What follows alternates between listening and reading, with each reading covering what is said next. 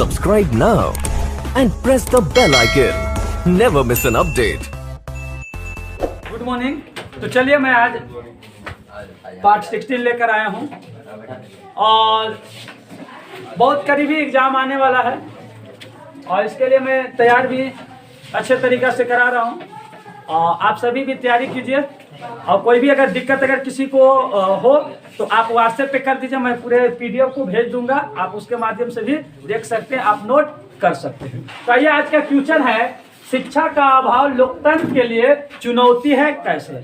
क्या है शिक्षा का अभाव? यानी जो लोग शिक्षा हासिल नहीं किए हैं उनके लिए क्या दिक्कत है लोकतंत्र में, है ना? तो आइए ध्यान दीजिएगा। देखिएगा, शिक्षा के अभाव लोकतंत्र के लिए एक गंभीर चुनौती है। देखिए, लोकतंत्र में पढ़े लिखे लोग व्यक्ति नहीं रहते हैं, जिसके वजह से बहुत समस्या होती है। क्या होती है? बहुत समस्या होती है, क्योंकि आप जानते होंगे कि पढ़ा लिखा व्यक्ति ही अपना अधिकार पा सकता है, पढ़ा लिखा व्यक्ति ही अपना अधिकार ले सकता है। तो अब मान लीजिए कि आपका मौलिक अधिकार है, तो आप पढ़ा लिखा अगर नहीं है तब कैसे मौलिक अधिकार को लीजिएगा? आपको पता रहेगा तब ना कि हमारा क्या क्या अधिकार है। दूसरा चीज है कि लोकतंत्र में जनता का शासन को कहते हैं। किसको कहते हैं? जनता का शासन को। तो बताइए कि आप जनता हैं, क्या है? जनता है। तो आपके पास नॉलेज शिक्षा रहेगा तब ना आप सरकार से, अपने विधायक से, अपने मुखिया से, अपने सांसद से लीजिएगा कि हमको ये चीज दीजिए। आप अनपढ़ हैं तो कुछ भी दे सकते हैं। तो सबसे बड़ा चुनौती लोकतंत्र में है शिक्षा के अभाव के कारण। जिस दिन शिक्षा का अभाव खत्म हो जाएगा, सारे लोग शिक्षित हो जाएंगे, हमारा देश या किसी भी लोकतंत्र देश सबसे अच्छा जो मकसद लोकतंत्र का होता है वो पूरा होगा। आज हमारा देश में लोकतंत्र का नहीं, क्योंकि बहुत सारे लोग अनपढ़ हैं। लोकतंत्र का मतलब अगर आप जान जाइएगा तब आप देश में अच्छे तरीक़े से सारा चीज कर सकते हैं। लेकिन लोग शिक्षा जानकारी नहीं है, इसके वजह से लोकतंत्र नहीं, आधा राजतंत्र और आधा लोकतंत्र में जीते हैं। तो इसी के लिए हम आप लोग को आज आइए बताते हैं, शिक्षा का अभाव लोकतंत्र के लिए एक गंभीर चुनौती है। शिक्षा विशेषकर राजनीतिक शिक्षा के अभाव में कोई भी नागरिक अपने लोकतांत्रिक अधिकारों से अज्ञात रहता है। खास करके राजनीतिक दल में जो अनपढ़ लोग होते हैं, जो जनता, वो लोकतंत्र में अपने जानकारी को ले नहीं पाते हैं और जानकारी को समझ नहीं पाते हैं। और जब जानकारी को समझ नहीं पाते हैं तो लोकतंत्र में जनता को, जो मतदाताएं हैं या नागरिक कहिए, नागरिक अपना अधिकार नहीं ले पाते, अपना अधिकार नहीं ले पाते हैं राजनीतिक दल में। लेकिन अगर वही चीज अगर शिक्षा उसके पास होगा तो अपना जो भी अधिकार है वो पूरा ले लेगा। लोकतंत्र में सबसे अधिकार नागरिकों को दिया गया है, सबसे अधिकार जनता को दिया गया है। इसलिए अधिकार जनता और नागरिक को दिया गया है क्योंकि जनता का शासन है।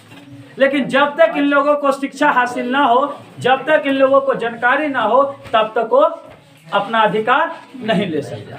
ठीक है, इसके बारे में बहुत बार बताया है कि आज हमारे देश में शिक्षा के कारण घूस देना पड़ता है ना, गलत तरीका से जनता को बताकर गलत काम करवा दिया जाता है। लेकिन सारा चीज अगर उसके पास शिक्षा रहेगा, अगर उसके पास नॉलेज रहेगा कि लोकतंत्र किसे कहते हैं, नागरिकों को क्या क्या अधिकार है, तो ये सबसे पूरा रहेगा और ये आगे बढ़ जाएगा। तो हमारे देश में लोकतंत्र की समस्या समाप्त हो जाएगी, जो भी चुनौती है। आइए आगे। और नागरिकों को शिक्षित होना स्वास्थ्य लोकतांत्रिक के विकास में महत्वपूर्ण होता है। जब तक किसी देश के नागरिक, चाहे वो पुरुष हो या महिला, अशिक्षित रहेंगे, कोई भी देश अपने यहाँ विकसित लोकतंत्र की स्थापना नहीं कर सकता है। यानी कहा जा रहा है कि कोई भी देश या पुरुष हो या महिला हो, जिस देश में लोकतंत्र है, वहाँ का अगर पढ़ा लिखा लोग व्यक्ति नहीं है, शिक्षित फैमिली नहीं है, शिक्षित नहीं है, तो आपका देश विकसित लोकतंत्र नहीं हो सकता है। क्योंकि आप अशिक्षित रहिएगा तो लोकतंत्र की जानकारी आपको नहीं है कि आपका लोकतंत्र में क्या होता है, आपका क्या अधिकार है। तो देश को अगर विकसित करने के लिए, सबसे ज़्यादा लोकतंत्र को विकसित करने के लिए देश में शिक्षा होना जरूरी है। तो हम आप लोगों को एक जरूर चीज़ कहेंगे कि आप एक लोकतंत्र देश में रहते हैं, तो लोकतंत्र देश के नाते आप शिक्षा ऐसा हासिल कीजिए कि लोकतंत्र में जितने सुविधाएं नागरिकों को दिया गया है वो सारे सुविधाएं आप जानकारी अनुसार ले सकें। अगर आप शिक्षित नहीं रहेंगे, अशिक्षित रहेंगे, अनपढ़ रहेंगे, तो आप लोकतंत्र में जितना नागरिकों का अधिकार मिला है वो आपका एक भी अधिकार नहीं मिलेगा, क्योंकि आप शिक्षित नहीं। लेकिन आप जैसे ही शिक्षित हो जाते हैं तो आपको पूरा अधिकार मिलेगा। नहीं भी मिलेगा तो जो अधिकार आपका है वो किसी से छीन लीजिएगा, क्योंकि जिस व्यक्ति का जो संपत्ति होता है उसे मालूम है कि ये हमारा संपत्ति है, तो मारपीट कर, लड़ाई कर, झगड़ा करके उस संपत्ति को ले लेते हैं। उसी तरीका से अगर आपको शिक्षित रहिएगा, नॉलेज रहेगा, तो जो आपका अधिकार है वो दूसरे से छीन कर ले लीजिएगा। तो सबसे बड़ी चीज़ है कि शिक्षित में, लोकतंत्र में जब विकसित देश को करना है तो शिक्षित होना जरूरी है। तो आप भी पढ़ाई कर रहे हैं, अच्छा से पढ़िए, अपने भाई बहन, अपने मम्मी पापा को भी शिक्षित करने का प्रयास कीजिए। अब आप ऐसा शिक्षित बनिए कि जो आपका देश का लोकतंत्र है उसमें जितना सुविधाएं आपका है उसे लेने का प्रयास कीजिए। ऐसा शिक्षित बनिए। बहुत से लोग शिक्षित बन जाते हैं लेकिन अशिक्षित के गिनती में आते नहीं। आप शिक्षित बनिए और जो आपका अधिकार है वो अधिकार लेने का प्रयास कीजिए, तब आप लोकतंत्र का बनने का मकसद पूरा हो सकता है। देश का भविष्य आगे जा सकता है, देश विकसित कर सकता है। तो आप इससे आप समझ गए होंगे कि देश में सबसे ज़्यादा लोकतंत्र में लोगों को शिक्षित होना जरूरी है। कोई दिक्कत? दूसरा है आपका विश्व व्यापार संगठन WTO के किन्हीं 2 उद्देश्य को लिखिए। विश्व व्यापार WTO का क्या उद्देश्य है उसके बारे में बताना है। याद रखिएगा, विश्व व्यापार संगठन पूरे दुनिया का संगठन है जो कि हर राज्य, हर देश से जाने वाले लोगों को विश्व बाजार में एक अच्छे तरीका से, जो उसका अच्छे तरीका से जगह मिल सके, बाजार मिल सके, और इसके बाद उसे कोई तरीका का भेदभाव ना हो। देखिए क्या है विश्व व्यापार संगठन का उद्देश्य। इसका मुख्य उद्देश्य विश्व के देशों के अंतर्राष्ट्रीय व्यापार को इस प्रकार संचालित करना, उसमें समानता हो, खुलापन हो और वह बिना किसी भेदभाव का हो।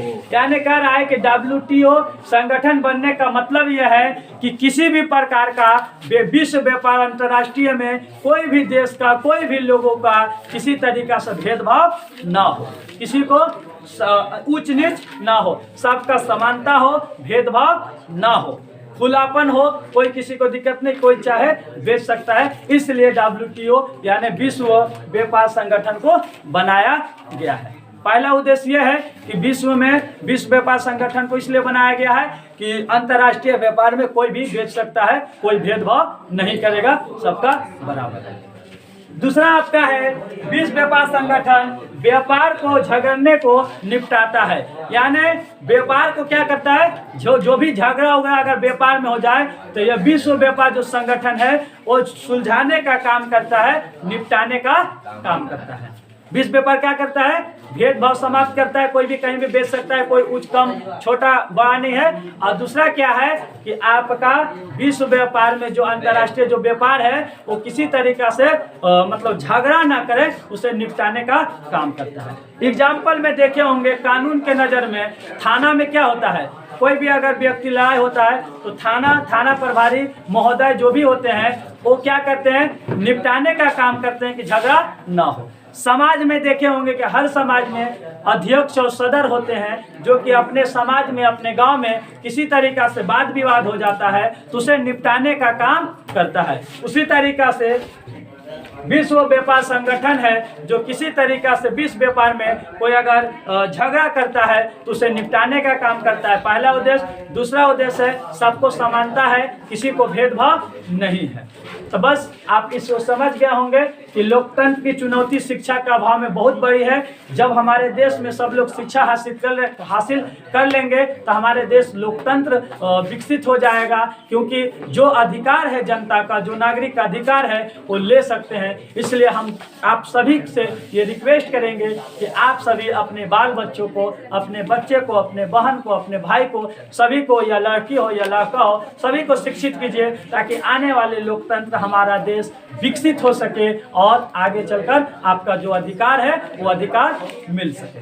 दूसरा, आप लोग को पता है, बता दिए कि विश्व व्यापार संगठन इसलिए बनाया गया है क्योंकि किसी भी तरीका से अंतर्राष्ट्रीय व्यापार में कोई युद्ध ना हो, कोई लड़ाई झगड़ा ना हो, इसके निपटाने का काम करता है।